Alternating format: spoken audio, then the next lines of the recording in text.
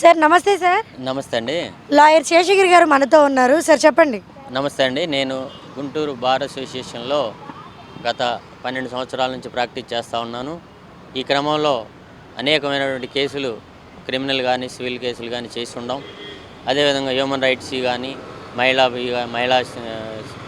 సమస్యలకు సంబంధించి కానీ రకరకాల కేసులు వాదించున్నాం. ఈ క్రమంలో ఈ యొక్క న్యాయవాద వ్యవస్థ జ్యుడిషియరీ అనేది ఇండిపెండెంట్గా వ్యవహరించాల్సిన క్రమంలో అనేకమైనటువంటి మార్పులు వస్తూ ఉన్నాయి.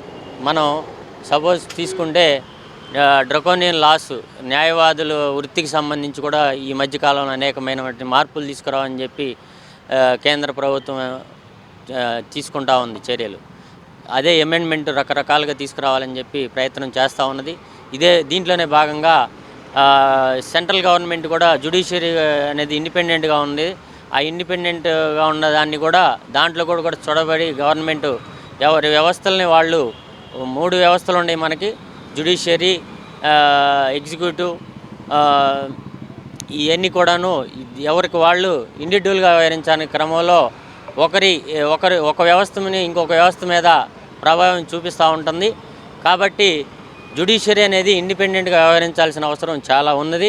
ఇప్పుడు ప్రజలకి మనం న్యాయం మీద ఇదివరకు కొంత గొప్ప న్యాయ వ్యవస్థ మీద కొంత నమ్మకం ఉండేది. ఆ నమ్మకాలను కూడా పోయేటువంటి పరిస్థితి ఈ జ్యుడిషియరీ మీద. ఇప్పుడు మన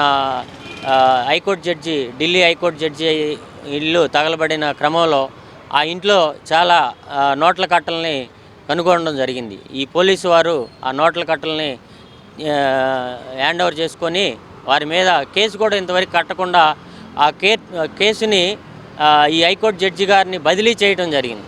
ఈ హైకోర్టు జడ్జి గారిని బదిలీ చేయటమే కాదు, దాని మీద ప్రాసిక్యూషన్ విచారణ జరగాలి, ఎఫ్ఐఆర్ కూడా నమోదు చేయాలని చెప్పేసి నేను ఒక న్యాయవాదిగా ప్రజల తరపున నేను కోరుకుంటా ఉన్నాను.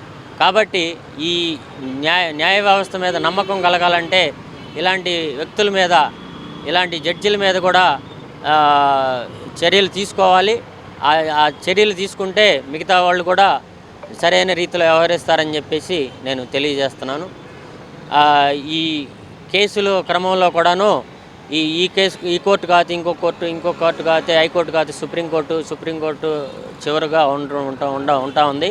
కాబట్టి ఈ కొలీజియం సిస్టమ్ కానీ ఈ సరైనటువంటి నిర్ణయం తీసుకొని ఈ హైకోర్టు జడ్జిల మీద, జిల్లా జడ్జిల మీద సరైన విచారణ జరగాలి.